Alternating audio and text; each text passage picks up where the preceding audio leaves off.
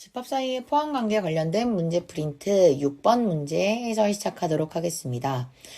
다음 중 집합 A가 집합 B의 진 부분 집합인 것을 찾으세요 라는 문제입니다. 자, 이때 진 부분 집합이라는 것은 무슨 부분 집합이냐? 일단 기본적으로 A가 B의 부분은 돼야 돼요. 그죠? 왜? 부분 집합 중에서 하나의 종류가 있다면 그게 바로 진 부분 집합이기 때문에 기본적으로 A가 B의 부분 집합은 돼야 됩니다. 그러면은 부분 집합들 중에서 어떤 것들을 내가 찐 부분 집합이라고 부르냐면은요. 둘이 완전히 같지는 않은 것. 즉 다시 말해 나의 부분 집합들 중에서 나랑 완전히 똑같은 걸 빼면은 그게 다 내 찐 부분 집합이에요. 그죠? 그래서 그런 것들만 찾아주시면 되겠습니다. 이 조건에 만족하는 A가 B의 부분이다.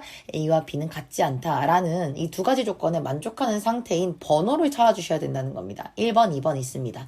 실제로는 문제 종이를 보시면요. 3번까지 나와 있었을 거예요. 3번 뭐 X제곱이 뭐 9보다 작은 뭐 정수인가 뭐 이렇게 해가지고 그 2차 부등식과 관련된 조건을 갖고 있는 집합 A와 절대값에 대한 조건을 갖고 있는 집합 B가 나와 있을 텐데 그 부분에 대해서는 제가 수업을 진행을 하지 않았었어요.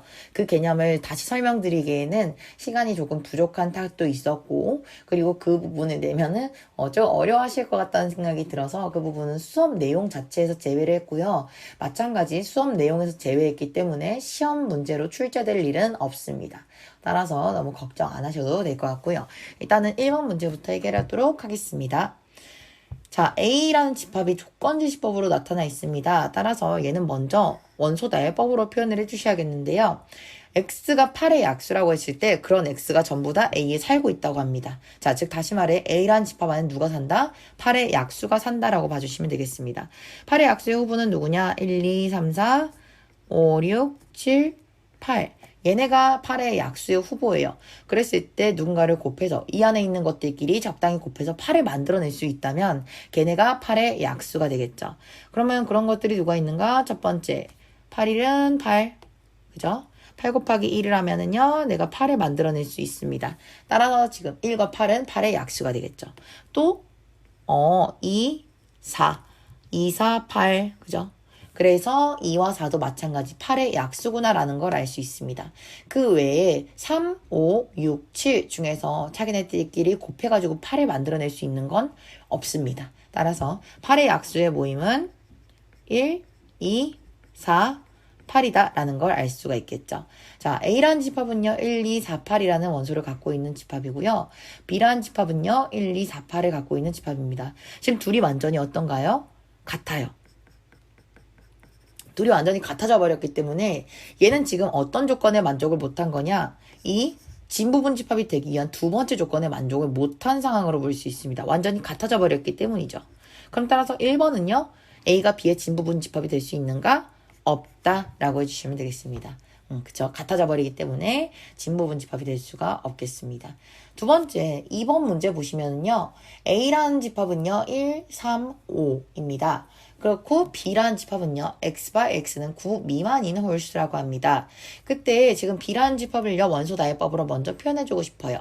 봤더니만 조건이 9 미만 홀수라고 했습니다. 9 미만인 홀수인 X에 대해서 그 X들이 전부 다 B 안에 들어있으니까 B 안에는 9 미만의 홀수가 전부 다 들어있어야겠습니다. 홀수면은 뭐부터 출발하는가? 1부터 출발합니다. 1, 3, 5, 7, 9, 11, 13, 15, 17 뭐 등등등의 숫자가 있을 텐데 그때 조건이 뭐냐? 9 미만이어야 된대요. 미만이라는 말은 무엇인가? 작다라는 말입니다. 작다. 다시 말해 9보다 작은 홀수예요. 9를 포함하는가? 라고 한다면 포함할 수가 없다는 얘기입니다. 작으니까 그냥 나보다 그냥 작아야 돼요. 그래서 어디까지 그럼 포함이 되는가? 7까지만 포함이 되겠죠. 자, 이렇게 놓고 보면은요. A라는 집합은요. 1, 3, 5라는 원소를 갖고 있고요. B라는 집합은요. 1, 3, 5, 7이라는 원소를 갖고 있어요. 그럼 첫 번째 테스트 A가 B의 부분 집합인가? 라고 물어본다면은요. A의 모든 원소 1, 3, 5가 B에 포함되어 있죠. 그러면 요거는 완성이 된다는 거예요. 맞습니다. 자, 두 번째. 그럼 A와 B가 지금 다른가? 라는 것도 물어보는데요. A와 B가 A는 1, 3, 5, B는 1, 3, 5, 7까지 있으니까 두 집합이 서로 같지 않죠. 그러면 두 번째 조건인 A는 B와 다르다도 만족을 한 거예요. 그죠? 그럼 따라서 2번은 A가 B의 진 부분 집합이 되는 상황이 될 수 있구나 라고 찾을 수 있다는 거겠죠. 자, 다시 1번이 안 되는 이유는 뭐냐? 두 가지 조건에 만족해야지만 우리가 진 부분 집합이라고 얘기를 했었는데요. 자, 이 두 가지 조건이 다 만족해야 됩니다. 근데 첫 번째, A가 B의 부분이어야 된다라는 거는요. A의 모든 원소 1, 2, 4, 8이 B에 포함되는가만 봐주시면 됩니다. 얘는 사실 성립이 돼요. 그죠?